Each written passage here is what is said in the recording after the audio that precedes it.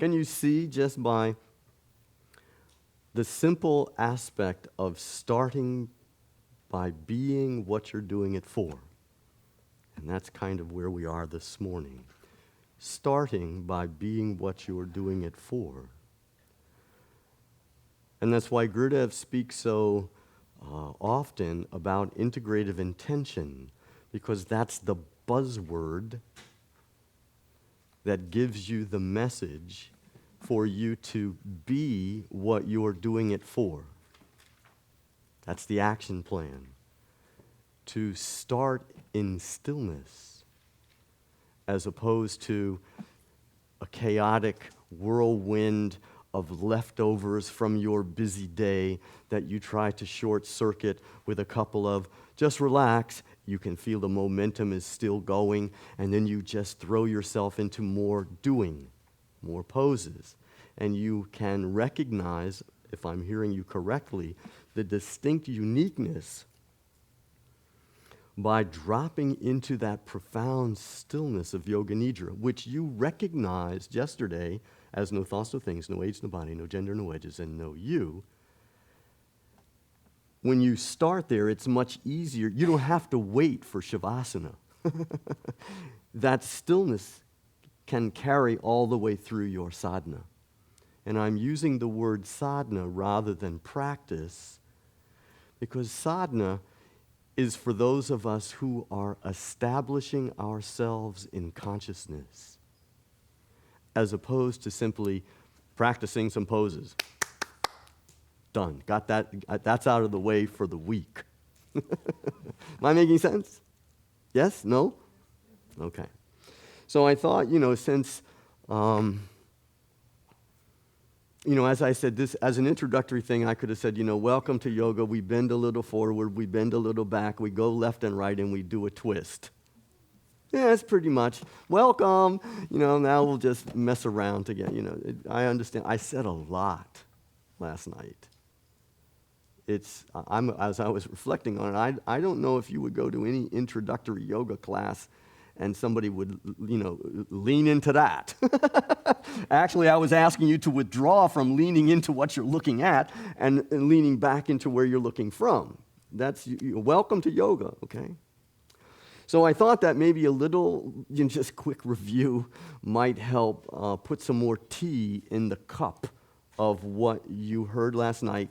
And that was, from my point of view, exposed to the illuminative light of awareness through your direct perception. This is no longer hearsay on your part. When I say the word consciousness, you're not seeing toaster and car anymore. You know exactly what that is, because it was exposed to that illuminative light of awareness that sees both darkness and light. It sees emptiness and fullness. It sees stillness and chaos. That illuminative light of awareness was unobstructed, unimpeded, unmodified, and that's why you couldn't find any edges to it. There was a recognition on your behalf that you are starting on this path of the integrated Amrit method with this lineage by knowing that you are already an unlimited, unmodified, spacious awareness. And that's just not a metaphor. You saw it for yourself. Am I speaking clearly to what you saw about yourself last night? Yes? Help out here, or we need to, we're going together, or we'll back up and we'll go at it again. Oh no, not again. Don't scream at me again.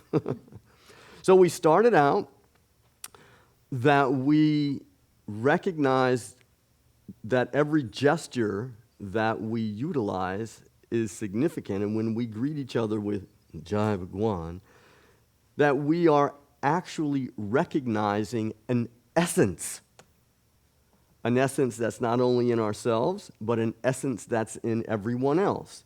Because when we looked at no thoughts, no things, no ways, no body, no gender, no edges, and no you, and I asked, did you think it was any different for anybody else in the room? You were hard-pressed to say, yeah, mine was different. Marty had said something, and I asked, well, a moment ago there was no you, there was no room, there were no others. How could it be any different? And through, deductive reasoning, you had to go, yeah, yeah, okay? And then we stretched it a little bit. We went to Jack's, and we could see that those folks, essence. We went to the supermarket and the 10 items lane, essence. And then we really stretched and we went to those crazed religious fundamentalists of any stripe who were thinking about and essence to essence.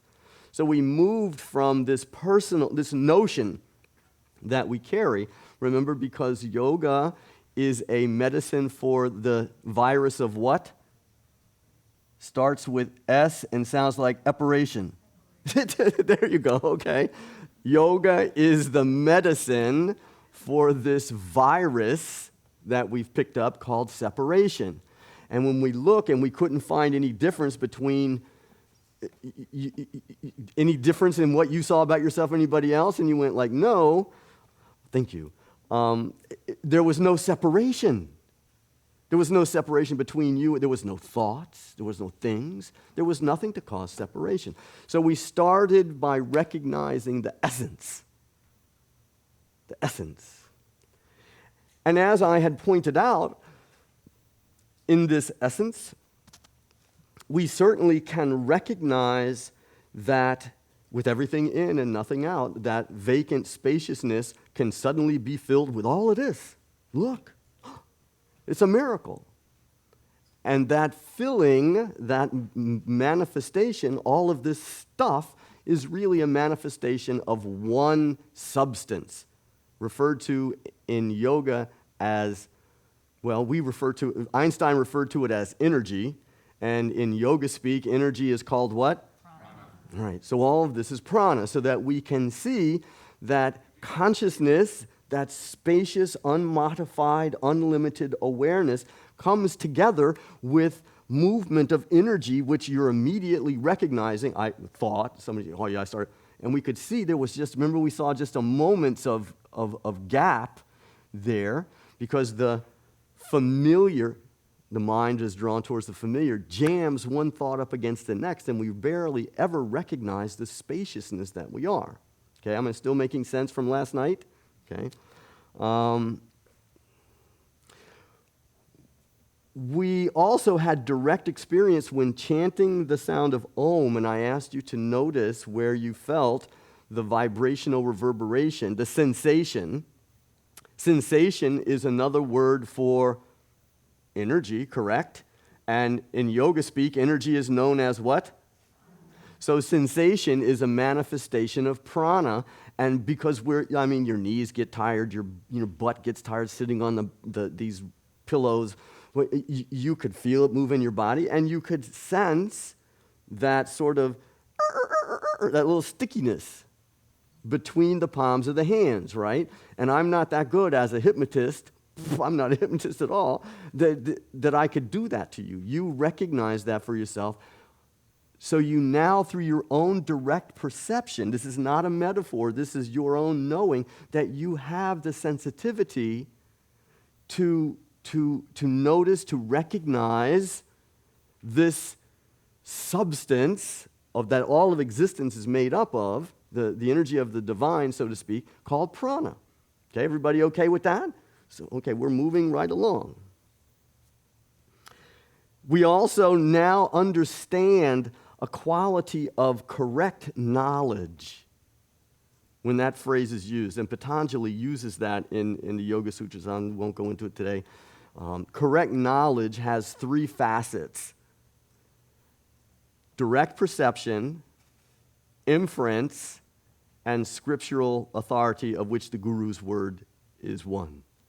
So through direct perception, you recognize no thoughts, no things, no ways, no body, no edges, no gender, no you. You can't unknow that. Just like when you got up on your bike, that's the knack. You can't unknow that.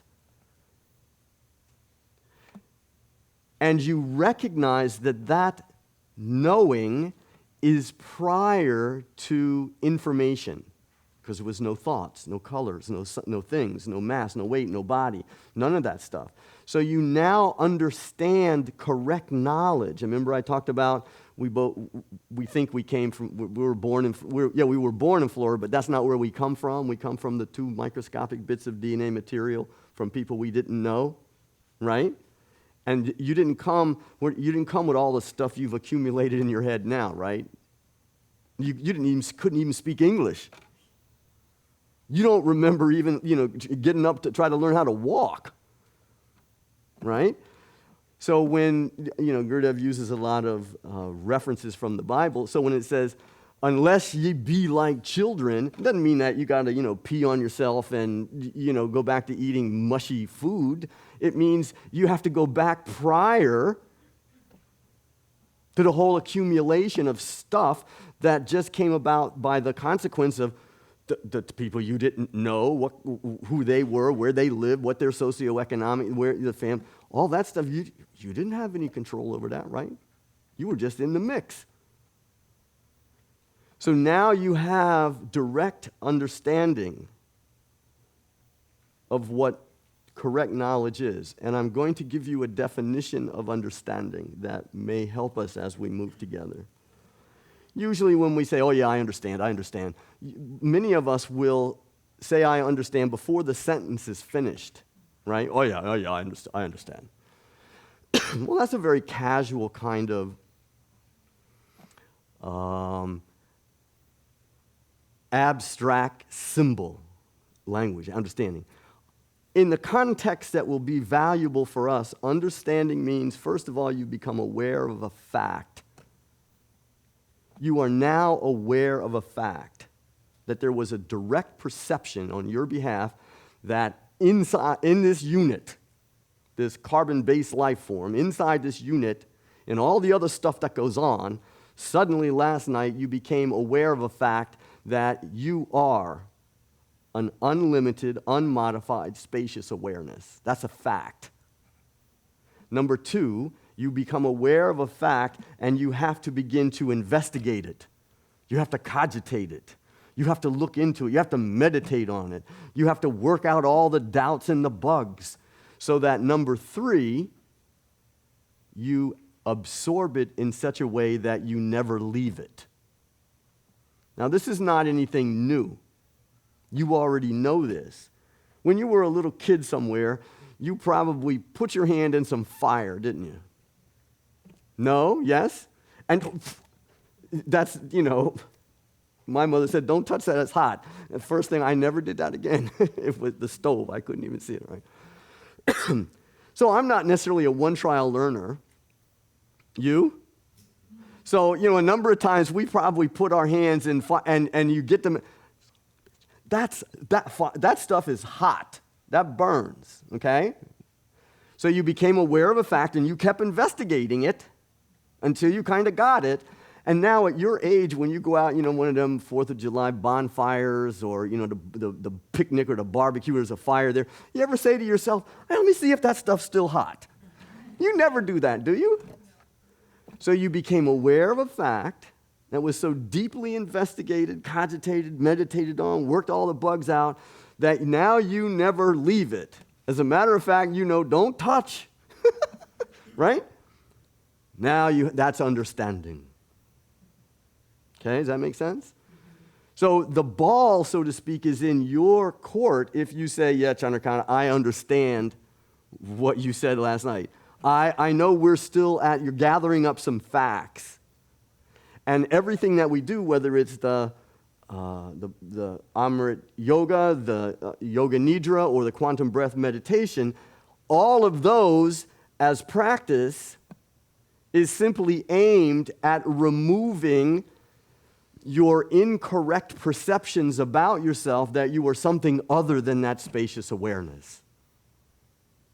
Now, this morning I told you we have to get over how do you live that spacious awareness in life. So we're getting there, okay? We're still just a little bit of the review here.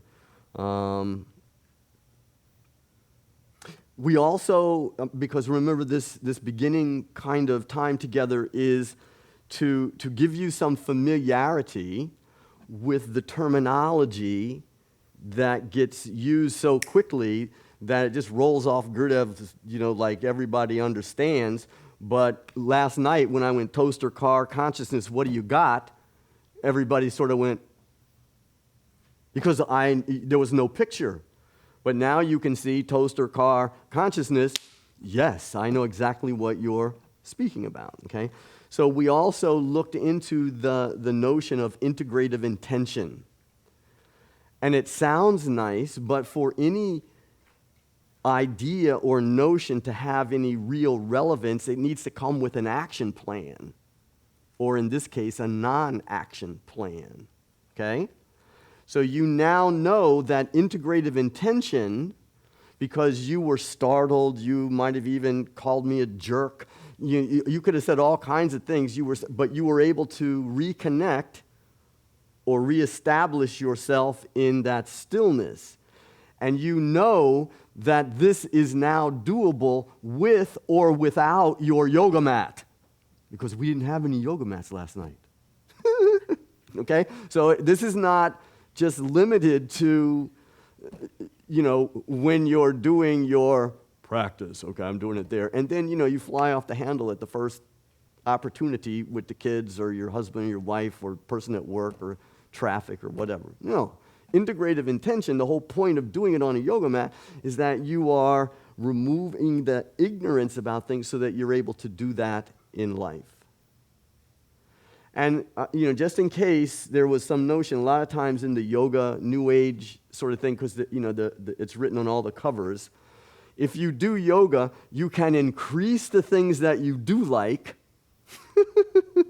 and you can decrease the things that you don't like. Isn't that the scam?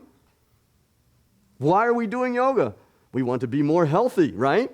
Or we want to be more happy, right? We want to be more prosperous, right? Abundance, constant. And all the things that make us pissy, gripey, grumpy, we don't like those things.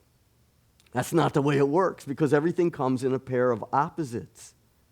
What does happen is that you are able to accept anything, anytime, any place, anywhere, anyone, under any circumstances, no matter what. So that means all of this hubbub and stuff becomes evenness of mind. Remember I mentioned that last night? Okay? So integrative intention gives you access to evenness of mind.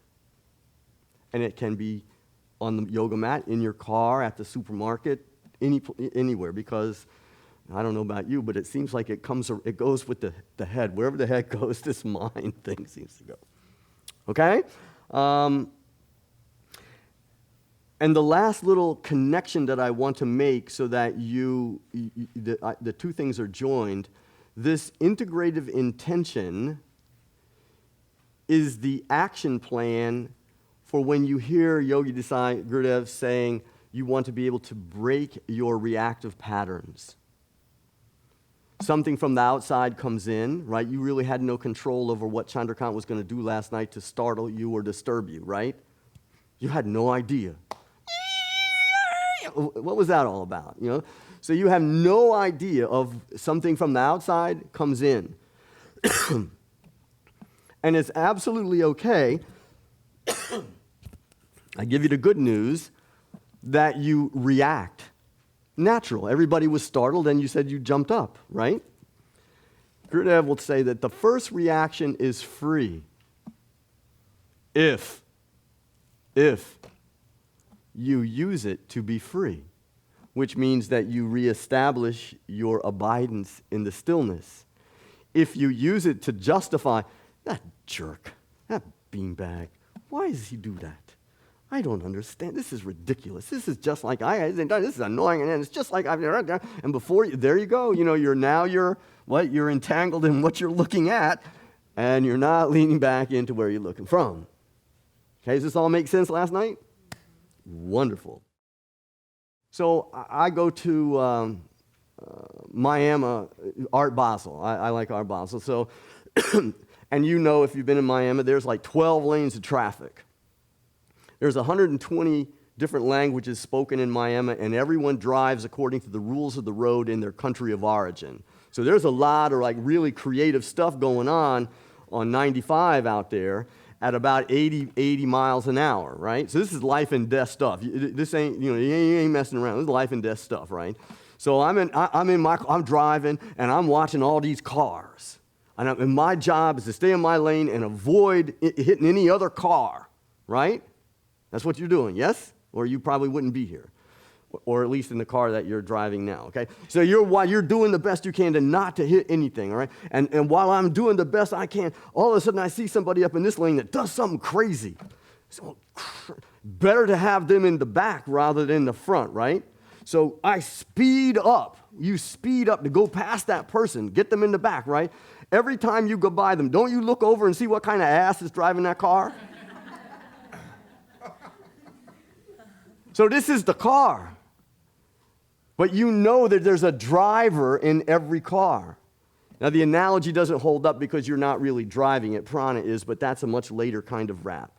So you can understand that we're going to lay out a map of how to be engaged fully in the things that you need to be engaged in, but not get caught.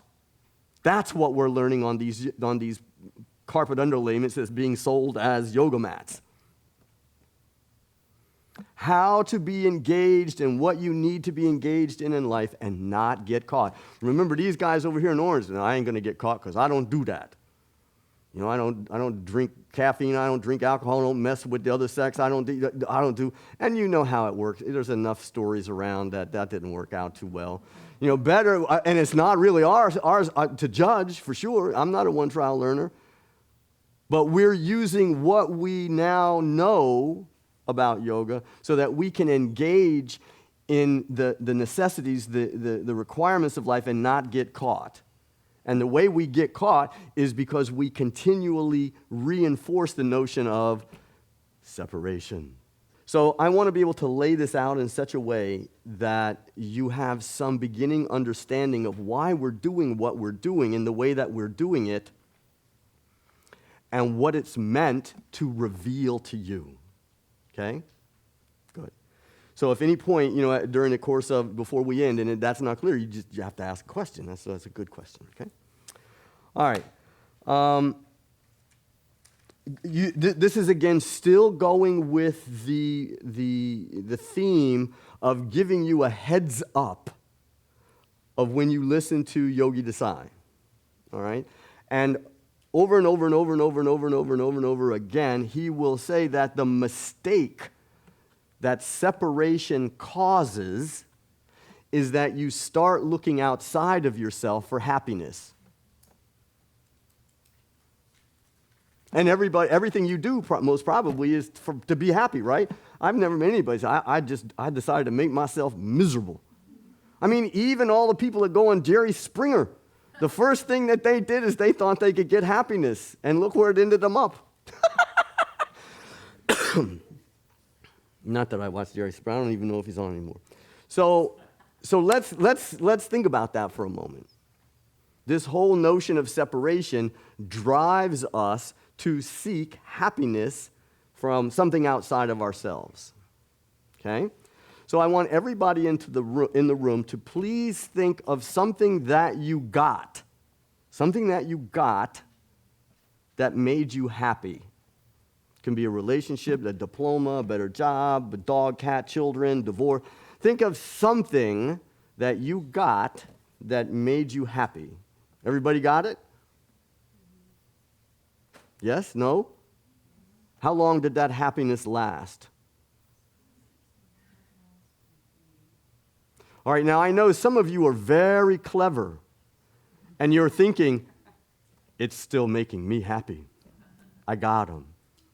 So the next question is whatever that is that's making you happy, still making you happy, if you gave it to me, would it make me happy? No. Yeah, you can pretty much bet on that. So that means that happiness does not reside in the thing. Correct? So if happiness does not reside in the thing, everybody point to where happiness resides. Everybody point. Tricks, you're not pointing. All right? You got that? From henceforth, forevermore, you now know through your own direct experience that happiness does not reside in the thing. Where does it reside? Point. Everybody's not pointing. Okay. Now, because remember I said correct knowledge is described as direct perception, which you just had, and inference. So if happiness doesn't reside in the thing and it resides in here, where does unhappiness reside? Everybody point. Everybody point. All right, so now we're clear that we don't have to be really all that much concerned with stuff outside ourselves, because we now know that happiness and unhappiness both reside pretty much, and a lot of people pointed here, but I would almost say it's a little bit more in this area. Wouldn't you agree? I mean, unless you got something, you're coughing up. All right, so we got that taken care of. So when Yogi Desai says that seeking satisfaction, seeking happiness, seeking solutions with things outside yourself is a fool's errand, and he doesn't necessarily say it that politely. And you'll get a lot of examples. All right, so let's drive a little bit farther, because after you recognize that happiness and unhappiness is in here, over and over and over and over again in incredibly varied situations, he will say that everything is within you. Now, I know that sounds a little crazy, because right now it looks like I'm over here and you're over there, doesn't it? Doesn't it? This is not a trick question. That's just the way it looks, doesn't it? Well, we already know that the way things look are not necessarily accurate. You know, on a clear day, if we looked up, you can see through the clouds, the sky is blue. There have been astronauts and things traveling on, and there's never been a glass of blue brought back. Right? We go to the beach. You know, we love the beach here in Florida. We go to the beach. The water was beautiful. It was so blue. You could dive to the bottom. You could go miles out. And you pick it up, and you know it may have a few other things in it, but it's not blue, right? We already mentioned you're driving on the road in Florida, and it looks like there's water up ahead, doesn't it? But you don't slow down because you know that it's a mirage. So the way things look are not necessarily always accurate, are they? So now let's try and go a little bit farther. I understand that it looks like I'm over here and you're over there. But you know from some science class or some place way back that what's really happening is light is coming from these light sources. It's bouncing off this surface and it's going into your eyeballs, right? Well, your eyeballs aren't seeing me. They're just like data collectors, like your nose, your skin, your ears, your mouth, right? It's just a data collector. It's a portal. And that this light that's being reflected off these surfaces goes in your eyeballs, goes along the optic nerve, transformed into electrical chemical impulses, and someplace inside here, there's a little screen with a guy in black behind a harmonium that just is going on and on and on about this stuff, right? Yes? So where am I really? Am I over here or am I in there? Snap. You can hear those minds stretch, right? As we continue to look at things through the body-mind apparatus and believe that's all that we are, it will continually look like I'm over here. All your problems are outside of yourself. But we've already taken the first step because you've recognized that where all the problems really are is where? And now we've refined that so that we're not in a bargaining position. Well, I know everything's in here, but you really cranked me over. Well, thank you for that report, but where am I really? So now we understand through a little bit more looking clearly at the facts. So when Gurudev says everything is inside of you, Up to and including when we look out at night, because, we're out in the sticks and there's not too many lights, and you can see lots of stars and things out there, right? That looks like it's really, really, really, really, really, really far away. But where is it really?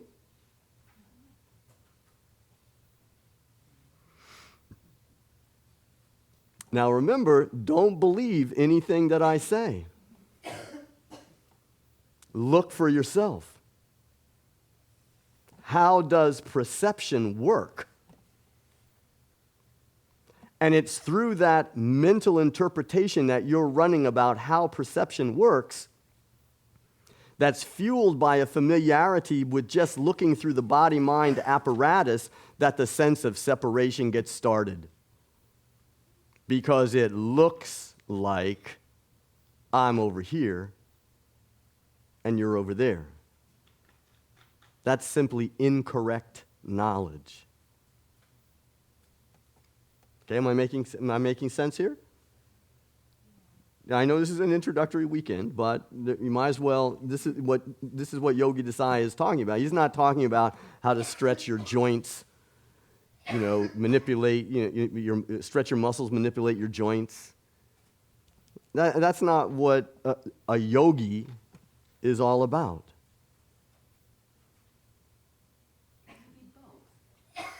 You can be all. How about not just both, but you know what you're doing it for.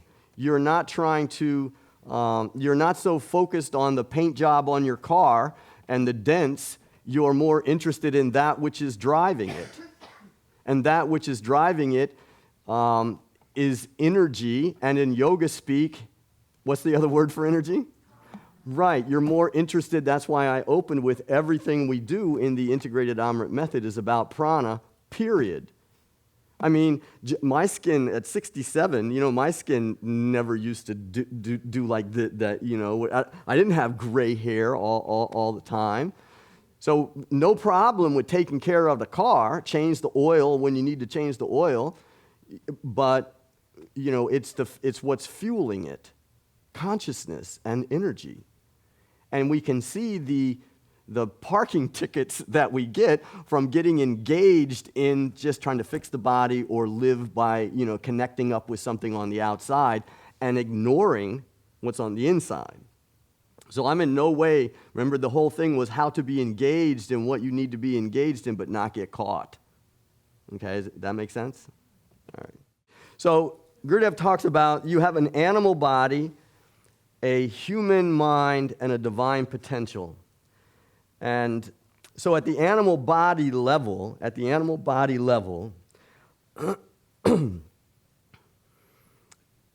this prana, the intelligence of the vital life force, is pretty much taking care of what needs to be taken care of. Did you notice you were starting to write this down? Did you forget to beat your heart? Did you forget to breathe?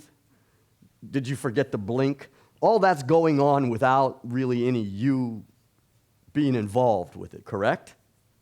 So this what Gurudev refers to as subconscious animal body is the same. Survival level kinds of stuff. It happens for animals, it's happening for us, okay? So there's really nothing that needs to be done with that because it's operating on its own intelligence. Does that make sense? Or did you forget to beat your heart? And he talks about this divine potential, which, for the sake of conversation, we could end up saying, no thoughts, no things, no ways, no body, no gender, no wedges, no you. There's no you in there, right? And there's really nothing that needs to be done about that, right? It's sort of a vacant, spacious, unmodified awareness, ready to deal with anything, correct? So there's nothing to be done here, and there's nothing to be done here. So where's the problem? Here, let me do this.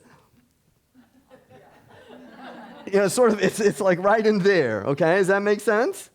So it's in this human mind thing that the mishigas, which is Yiddish for craziness in the head, comes up. Now, I'm trying to give you a tip here, because what I said I'm about is saving you some time. And if you read or go to a lot of quote-unquote spiritual lectures or New Age kind of things, and somebody says, where's the problem? If you just yell out, mind, you're 98% right. I mean, you get a gold star. If you say ego, ding, ding, you're a winner. You're brilliant. Because mind and ego is something that we just,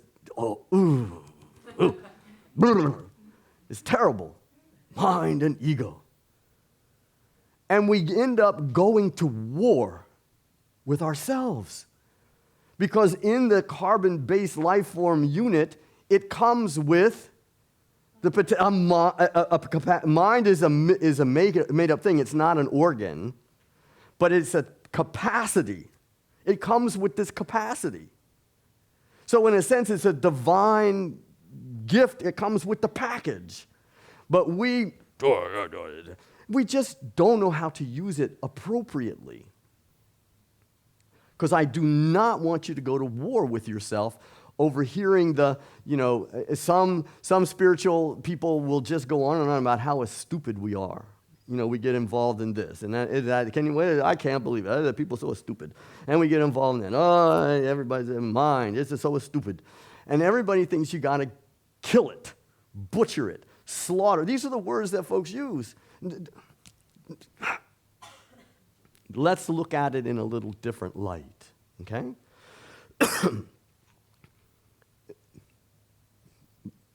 Babaji, and even in the Gita, and here's another tip. A lot of times when people get into this spiritual thing, you'll see people arguing over, like, how many angels go on the head of a pin. That's not it, but, so-and-so said, and so-and-so said. And if you want to win the argument, just quote the Gita. The Gita trumps everything, all right? Well, the Gita says, and everybody has to go, okay, well, you're doing that. All right? So in the Gita, even in the Gita, it says your mind can be your worst enemy or your mind can be your best friend. Got that? So you have this capacity. Like your arm can be, or, it could be your best friend. All right? So we need to understand what this thing that seems to have taken charge of the car, what do we do? How do we understand it? How do we work with it in such a way that it becomes our best friend rather than our worst enemy? Everybody clear on that? That the physics at this particular level, at this juncture, the physics is energy follows attention. But most of the time, we cannot fix our attention on any one thing long enough to really fulfill it, to get it going. But there are some things that have been in your life for years that's already full, and because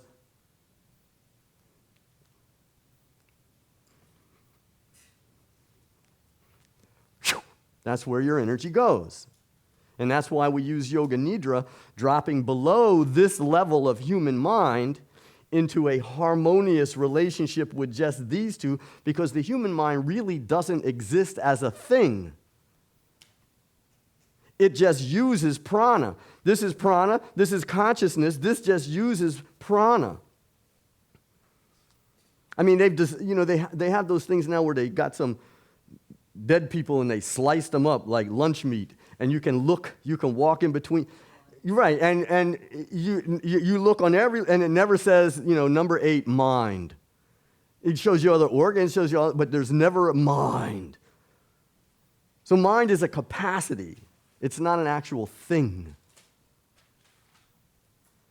And it has the ability to be an entangler. It can drag you into the bushes, or it can, in a sense, I won't say save your ass.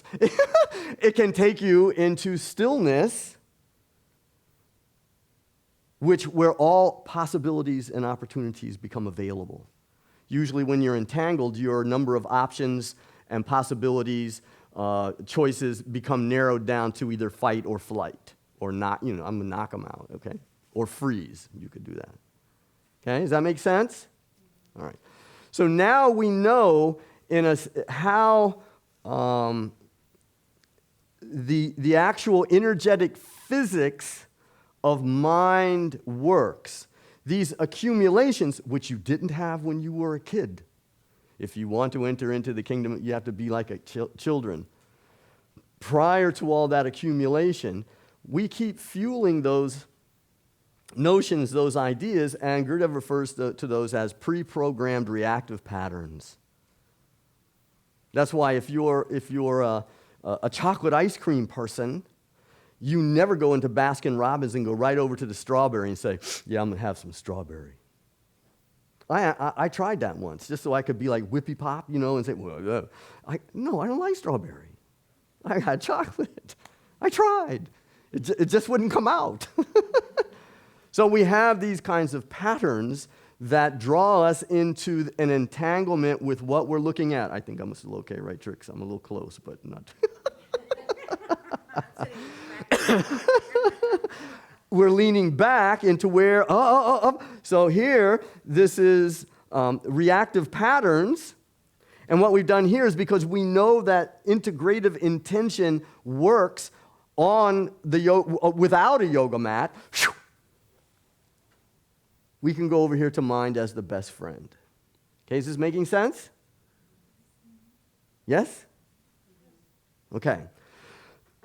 Now we still have to deal with the issue of, I'll try not to walk around too much. I'm on camera, okay. We still have to deal with Marty's question and the notion that I presented that the uniqueness of the integrated Amrit yoga method is that it gives you the ability to walk on the path of engagement without getting caught. All right?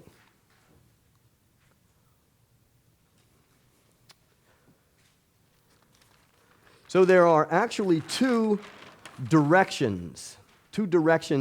This is another map that Yogi Desai uses. He says there's the thinking center. Duh. We got that.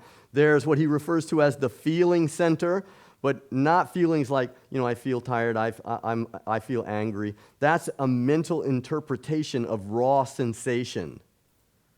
So that would be the thinking center.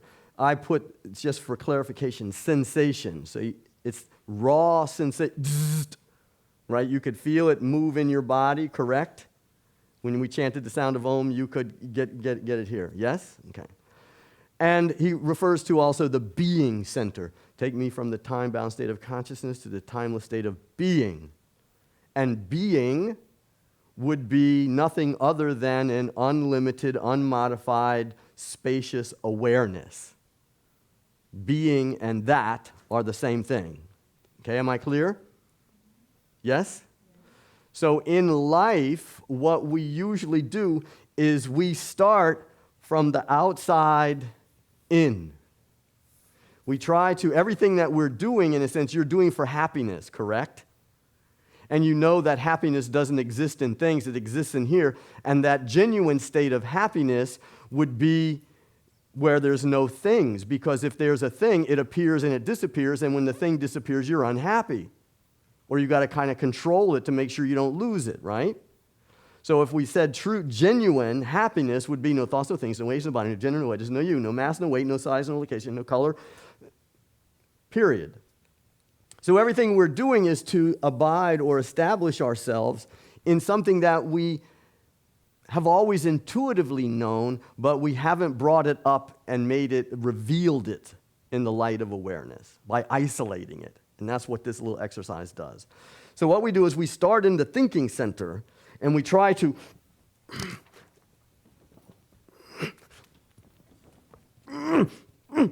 and we're just barely lucky to get over to raw sensation without the feeling of a mental interpretation on sensation, that kind of stuff.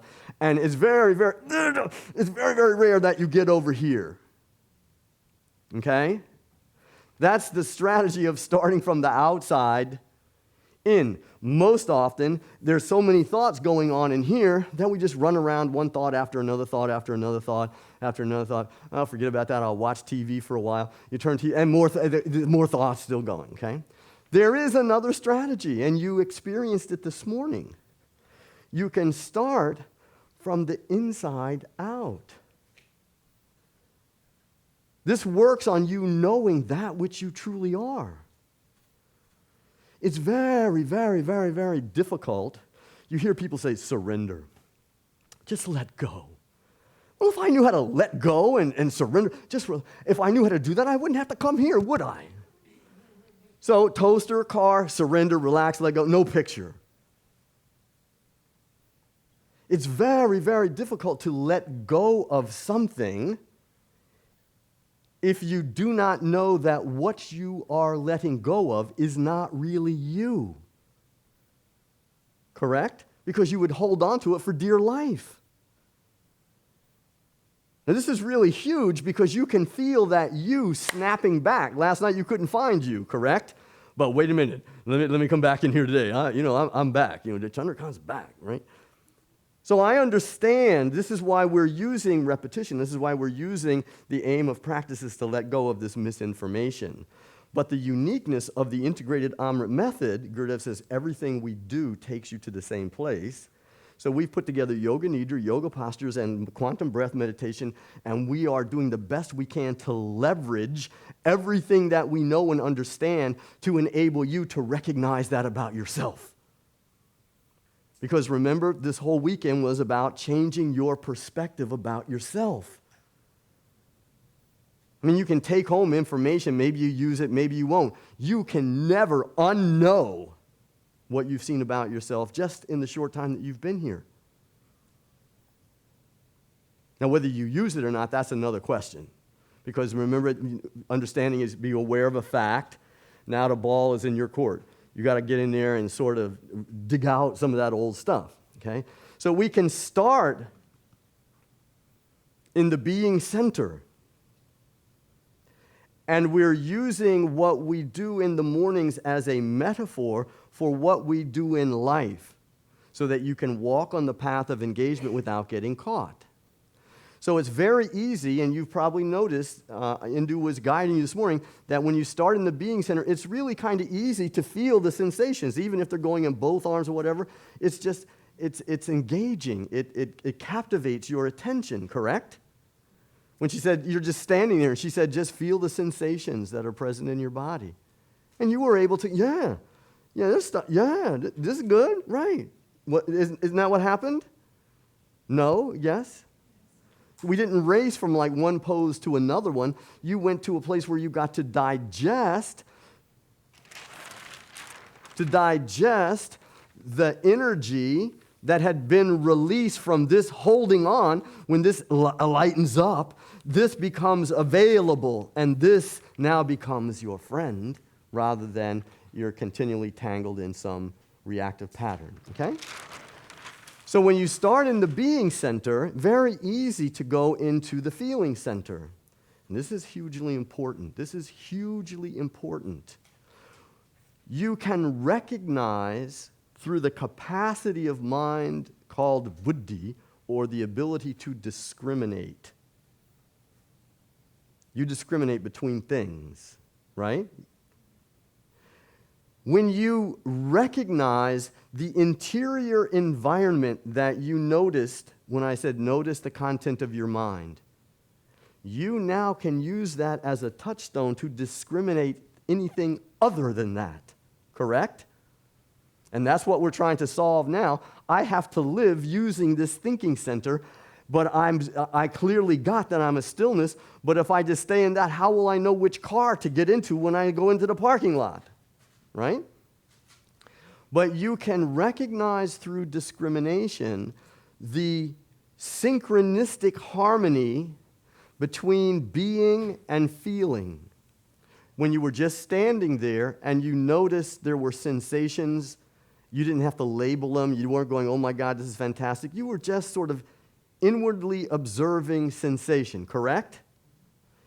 Any thought that arises at that time, go with it. because you can recognize that this synchronization was not trying to get something. It wasn't trying to get away from something. It wasn't trying to make something happen. And it wasn't in the past and it wasn't in the future. You were simply being. And when that happens, any thought is in harmony with these two, and you can go with that. Have you ever noticed when you have some perplexing problem that you try to solve? I mean, Einstein himself, when he was, that guy had problems, right? That's why his hair is like that.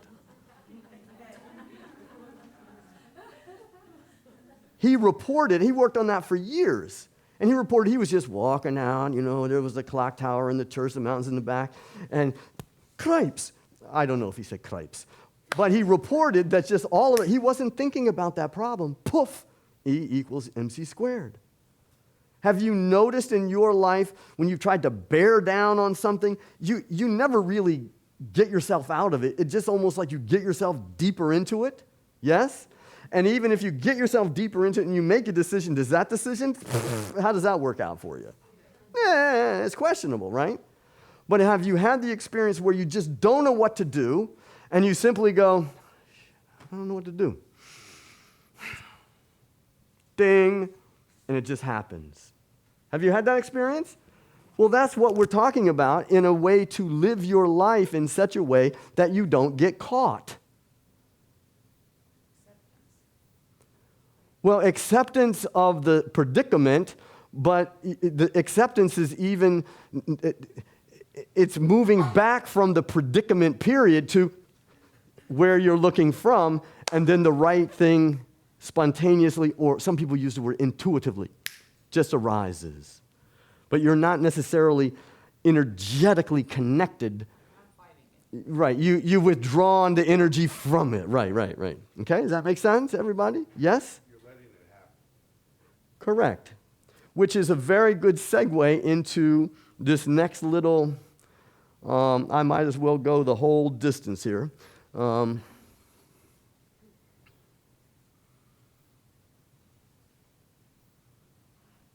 Somebody took it off. Oh, Indu took it off the bottom. All right. Because I usually tell people don't read it.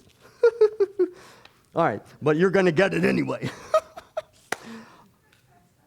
Part of what you just said about letting it happen, a significant energetic contributor to the notion of separation is that you are a doer. You get things done in your life, right? You got yourself here. You made the money to get here. You did all the things that needed to be done to orchestrate your life so you could be away for a weekend. We have this notion of being a doer. Now, this is not to really change your mind. This is just to give you something to mull over, to see if we can soften up this sense of separation that I'm over here, and not only am I over here, I got to take care of business. I got to take care of my business, right? And that puts you on the track, and you're out there and going. So we want to just take a quick look. We're not going to go too much into it. We want to take a quick look about whether you really are a doer or not. All right? So let's just imagine that you've just had your hair done, you have on a nice top, you're feeling good, the sun is shining, you're walking down the street, it's just a beautiful day, you feel like you're on top of your game, you come to the street corner, you're waiting for the traffic light to change, and come up next to you is an acquaintance, a friend of yours, who you loaned a lot of money, they've refused to pay you back, and they talk about you amongst all your friends as though you're a dog. What happens to your day? What happens to your day? It changes, right? We can go that far. Did you make that person show up at that time? Did you know that when they got up, they broke their coffee cup and they had to clean the mess? and then they dropped their toothpaste tube, the top into the sink, and they had to get that out. They missed the bus because of the coffee and the toothpaste tube, and they took a late bus to get... Did you make that person show up there at that particular time? No? Yes? Okay. So you really weren't in charge of that, right? So you really weren't the doer of that. Now remember, this is just for fun. This is just for fun. Nothing serious, okay? So let's go over here.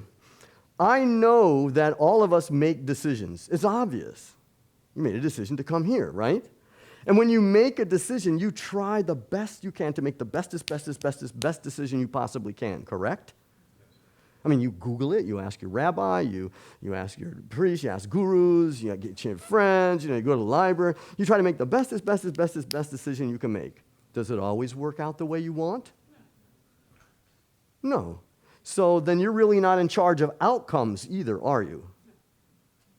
So you're not in charge of this, you're not the doer of that, and you're not in charge of these events and circumstances that seem to just arise in your life, correct? So all we have is what's left in the middle. And I've said that I know that you make decisions. There's no single doubt about it. But would you ever make a decision like a First Nation Northwest Inuit, commonly referred to as Eskimos? Would you ever make a decision like an Eskimo? No. Would you ever make a decision like somebody in Singapore? No, you have no idea how they think.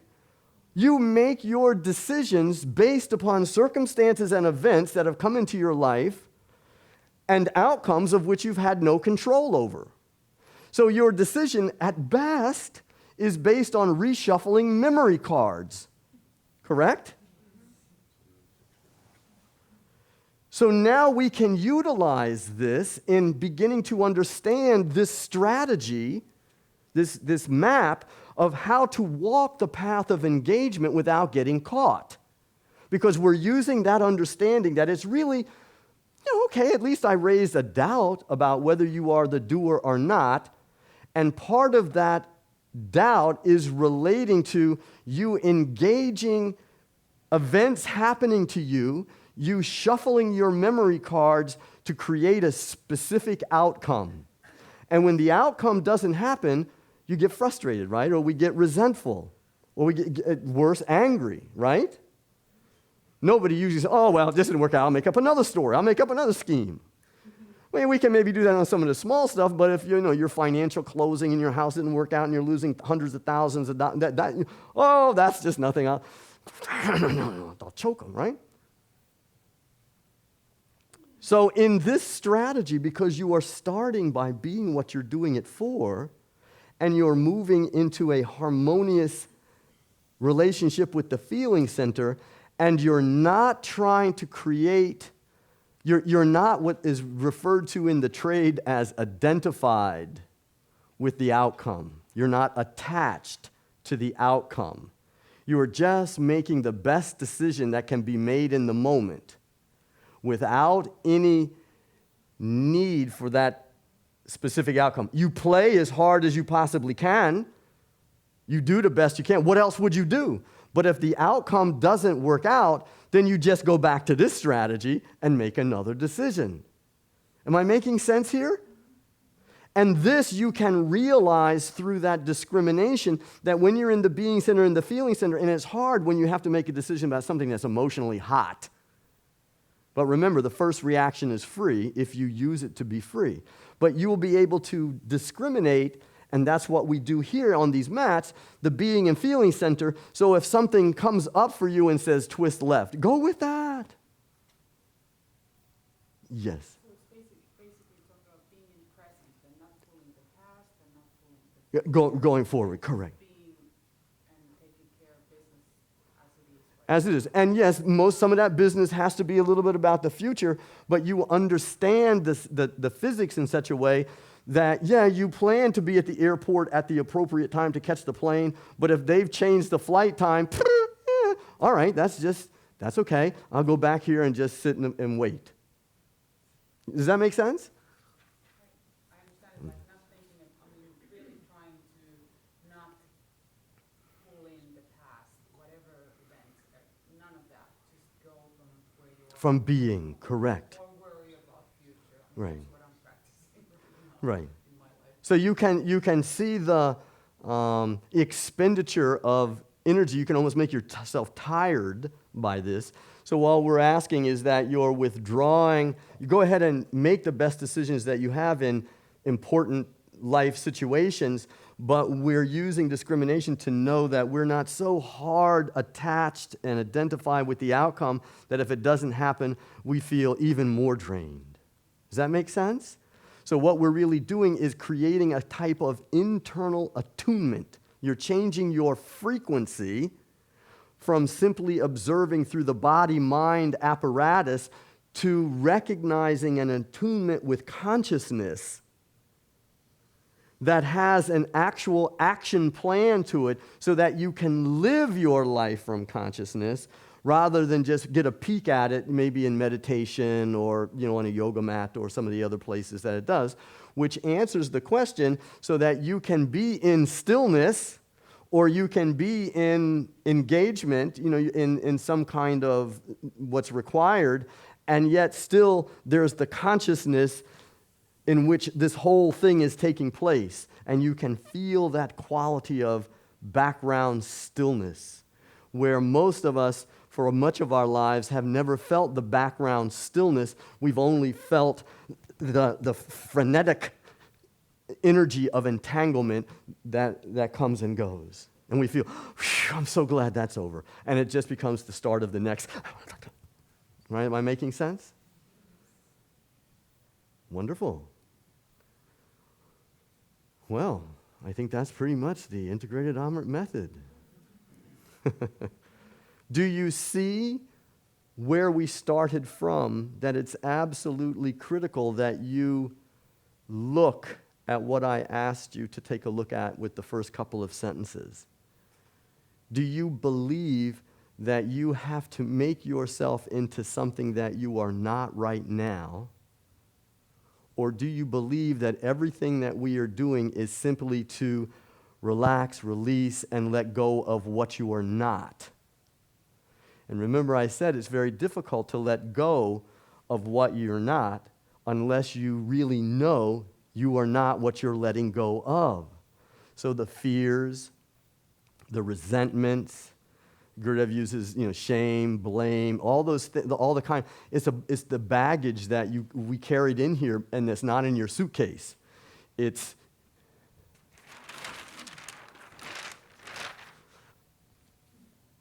right in there. Okay, there's a lot of baggage that we've carried that perpetuates the notion that you are somehow out of whack, whatever a whack is, with everything, with all of existence, with the other, and with yourself. So it's really important. That first question is really very important for you to start to investigate, to look into. And what we do on these yoga mats in the morning is we utilize that, again, not to make something that we're not, but to let go of the processes that we've accumulated that keep us thinking what we are not. Is that making sense? So I wanted you to have from the beginning why we're doing what we're doing and where we're going. And Gurudev often says, what you want in the end must be present in the beginning. If you want a mango tree, you can't plant a lemon seed. So there's no sense, me working you up into a fit, about all of these things, and without telling you what is the point. The point is for you to expose in the light of awareness that which you constantly are, as opposed to continually being entangled in what you are temporarily. So this whole, you can see that the directionality that we're going is inward. So these are involutions rather than evolutions, okay? Involutions, you're working your way back to something that's already present, right? You're not making something appear that's not here. You're following something inward. okay? And we've already begun to understand that happiness doesn't exist in the thing. Happiness exists where? Right, right. And so does unhappiness. So already we're looking at going this way because it's not in the object. And we know that everything is in here. So when you come into a situation with your husband and wife and you get infuriated, where are they really? You want to make them over there so you can toast them. But where are they really? Yeah, all right, everybody. No, we don't know. I don't want to. No, not him, not her, or your ex-husband or wife, or your children, or whatever. Okay, it's all in here. So there's a series of involutions. I'll have to rewrite this one. It's not, okay, so it's a series of sequential yogic techniques coupled with appropriate understanding that cultivates the ability of skill and action by disrupting reactive mental and emotional patterning. Okay, so you can see what I just said. The illusion starts in the unreality starts, the mistake starts when you mistake the source of your problems to be outside of yourself, and you start reacting to it. You curse them, you call them a beanbag, you withdraw, whatever it is. You're in a reaction. And that's like, there's nothing wrong with that. The first reaction is free if you use it to be free. If you use it to justify your belief system, you're back in the bushes. Okay? So by breaking an emotional and reactive patterning, the outcome, or integrative intention, the outcome of that is you withdraw, pratyahara, back to stillness. That's silence. Does that make sense? At least you know the directionality. It may not get still. It may still have a momentum, but you keep just withdrawing. Keep withdrawing. I mean, the whole time that I was going, you might have gotten out there at first, but after a while, you were able to stay anchored no matter what I was doing, correct? So this is doable. This is not, we're not making this up. This is doable. This is how you live a yogic life rather than just living the benefits of Hatha Yoga. Okay? And the purpose of this evenness of mind, it's the prerequisite to recognize and then move in accordance with the promptings of the vital life force, or what we refer to as prana kriya. Kriya means like cleansing action. It's a kriya. And prana kriya means that prana is prompting you. And the piece that has gotten left out is that recognizing and moving in accordance with prana, or prana kriya, gives you direct verification of the truth revealed in the scriptures. I am not the doer. I is not the doer. Prana is the doer.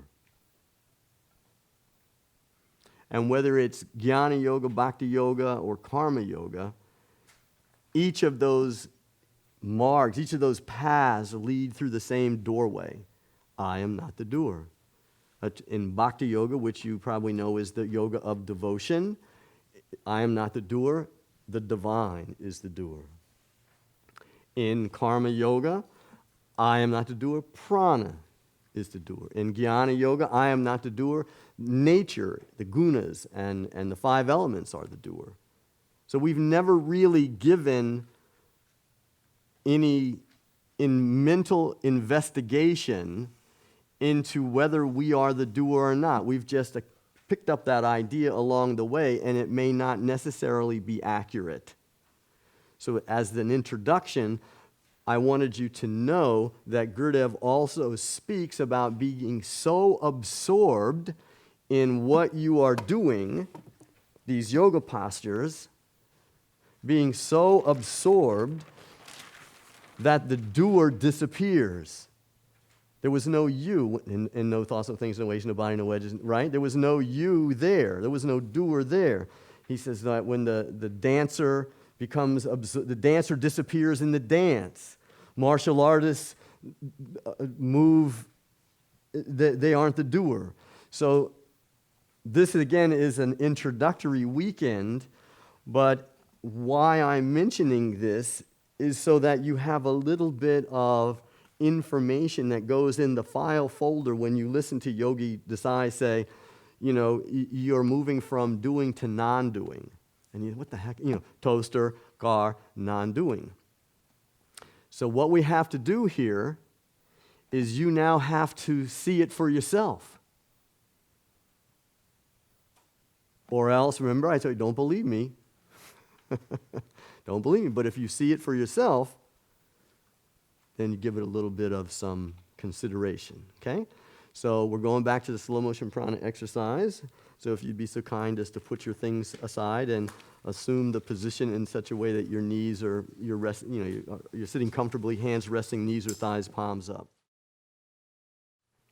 Same as before, if any time during this brief, little 6-7 minute experiment, you need to squiggle, wiggle, or scratch your nose, feel free to do that. And as quickly as possible, come back to these very simple instructions. Gently close your eyes. And without struggle and without strain, once again, simply lengthen the depth of your inhalations and exhalations just slightly.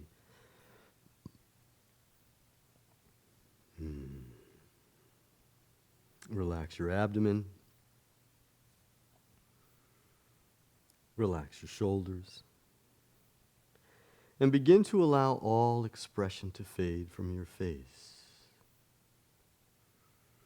And once again, to captivate your mental capacities, visualize, imagine that you have a small opening in the center of the abdomen and that you're actually able to breathe in and out through the center of the abdomen.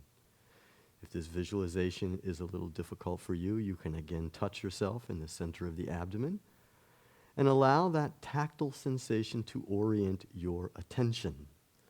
Once you've established that tactile sensation, you can allow the hand to return to the knee or thigh, and then as best you cannot do anything wrong.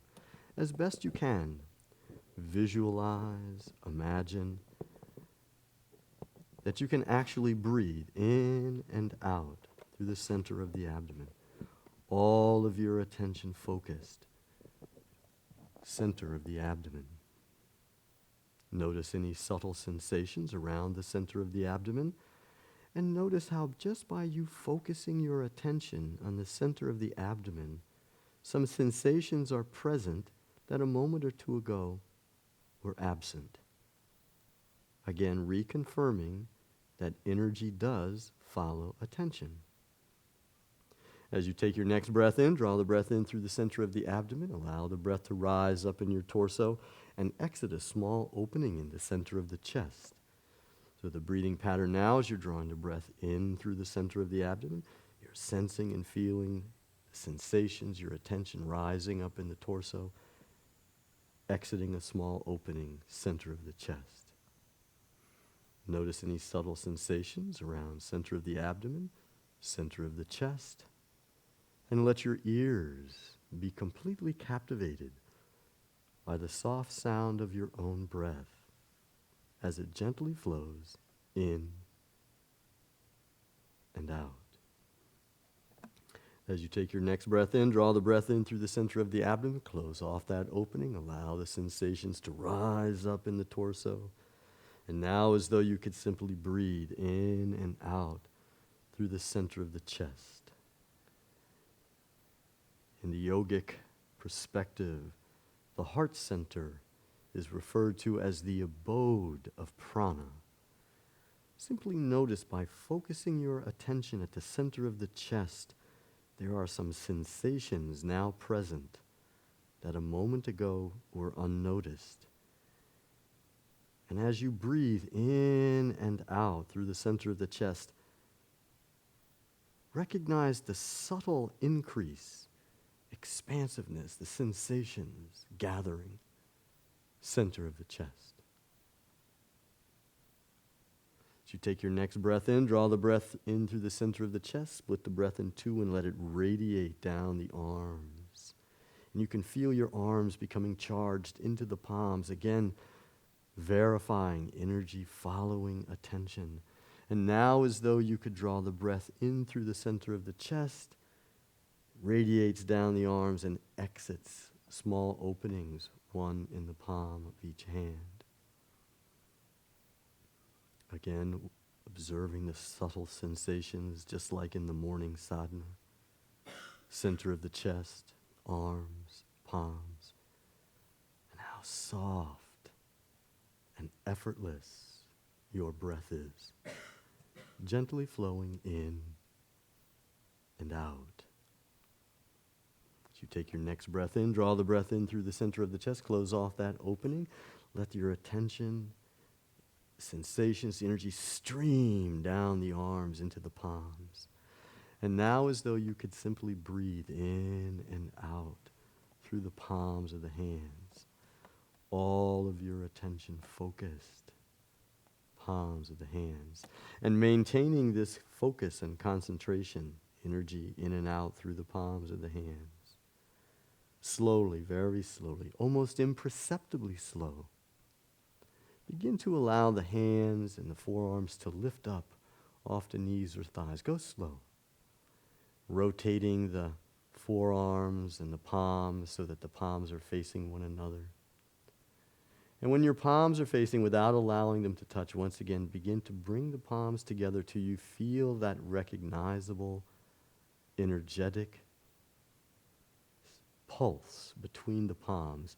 And actually check it out by pressing and pulling the hands ever so slightly apart and together. And feel free to feel your way around this energy. See if it has a front and a back. And continue that little pressing motion back and forth. Palms of the hands. Does it have a top and a bottom? How wide is it? And continue pressing and pulling just 1/8 of an inch maybe back and forth. And as you're pressing and pulling, notice the sensation on the front and the back of the hand as you press and pull the hands apart and together. It's as though they are sandwiched between two sheets of energy, pressing and pulling, noticing the sensation on the front and the back of the hand. Now see if you can release the sensation, the energy between the palms, and give complete freedom to the hands and the forearms to move in whatever way may seem appropriate, even if you're prompted to be still. But notice that you didn't make any big decision about being still. Allow the hands to actually float on their own, and wherever you are, freeze. And now make that slight back and forth motion, just 1/8 of an inch, and see if you still feel sandwiched in the zone. And now this time let go and let the forearms, the hands, the upper arms, maybe even the shoulders be able to move in whatever way you are prompted, even if you're prompted to be still. Keep the motion slow. You're still breathing in and out through the palms of the hands. They're charged. And once again, freeze. And with your whole arm, upper arm, forearm, hands, make that small back and forth motion. See if you can feel the energy all around the arm. Your whole arm is sandwiched. Just go small movements. And now let go once again. Hands, forearms, upper arms, shoulders, even torso, head, and neck can move. Go slow, soft breath. In whatever way feels appropriate. Let the whole upper body be engaged. Even if you're prompted to be still, not a problem.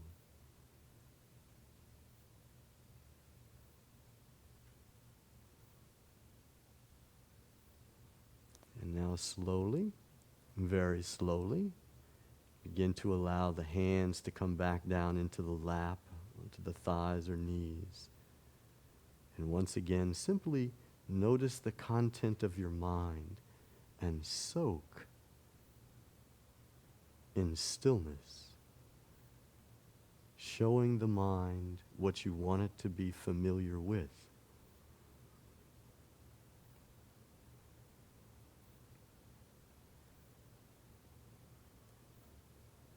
And when you're ready, you can gently begin to open your eyes.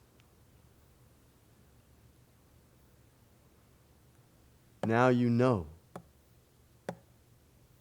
You will never ever be able to unknow the quality of mind that's your friend. Because you can recognize, you can still feel its afterglow, that stillness that gave you access to being completely absorbed, whether you were in stillness. You didn't make a decision about being still, did you? Or you didn't make a decision about just continuing this. You were so absorbed that was just what was appropriate.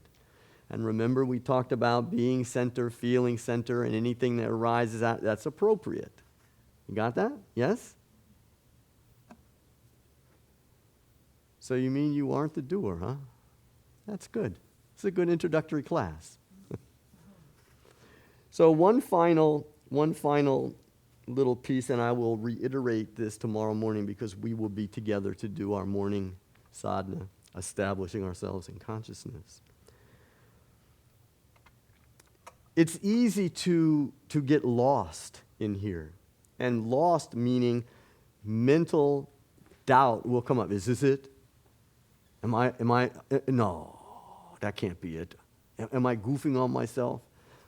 All kinds of stuff can come up in your head. I mean, just think about when you get up in the morning, right? Do you ever, you start having some crappy thoughts. Did you ever say to yourself, I think I'm going to start thinking crappy thoughts? You ever do that? No, it's just like you're up and the thing goes on. So anything can come into your thoughts almost at any time, all right? Even when you're completely absorbed. And you say to myself, I'm lost, I'm out in the bushes. So here's the ins and outs that we're going to use tomorrow. If at any point in what we do, or even here in this last one, if at any point you get lost, you feel yourself entangled in mental doubt, the first thing to do is stop. Just stop your body. Just stop your body. Don't try and do anything. Relax. Stop your body. And if you want to change your physical, mental, emotional, contemplative state, what do you change? Breath. So stop the body. Change your breath. And I'll show you a little simple breathing technique, Ujjayi breath. Most of you may know it already, but we'll go over it again. Change your breath. No matter what position you find yourself in, upside down, backwards, whatever position, just you've stopped your body, scan your body for the place that has the most discomfort. Because discomfort is a sensation, correct? And sensation is another word in yoga speak for what? Right. So when Patanjali says accepting pain as an aid for purification, and let me give you a tip.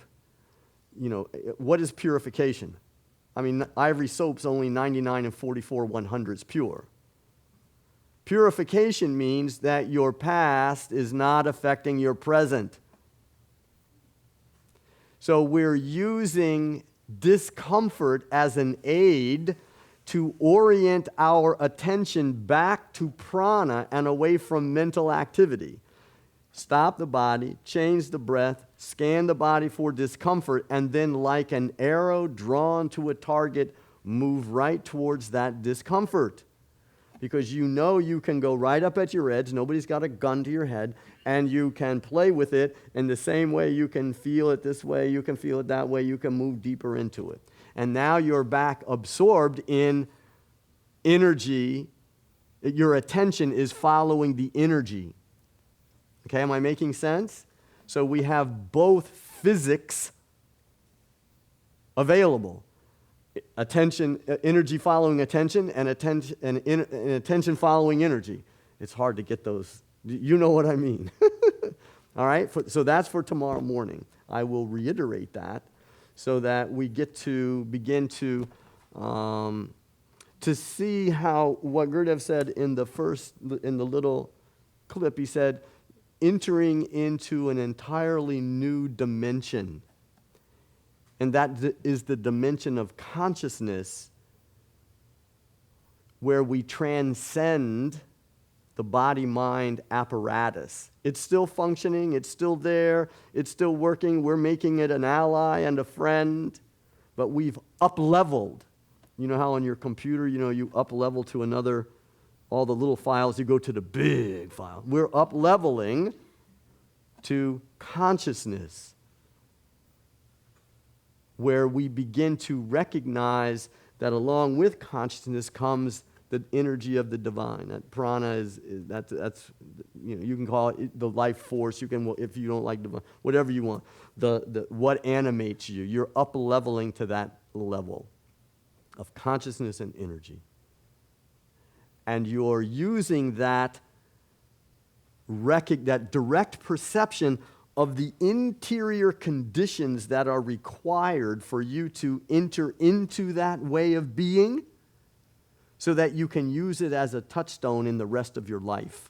That's why we do it in the morning, to kind of like, your mind can think anything, right? And we're sort of disrupting that and setting things on a track of consciousness to carry us through the day.